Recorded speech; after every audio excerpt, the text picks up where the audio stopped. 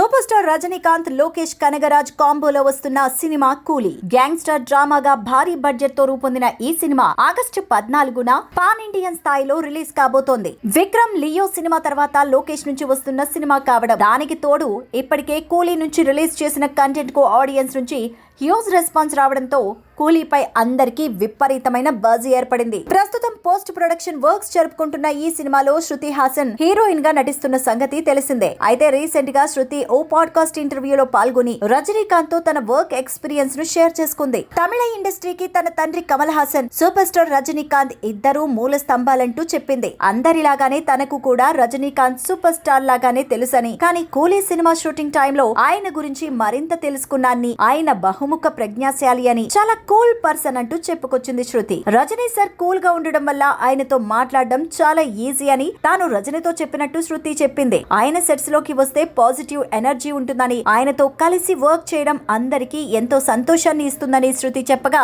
ఆమె రజనీ గురించి చేసిన కామెంట్స్ ఇప్పుడు నెట్టింట వైరల్ గా మారాయి.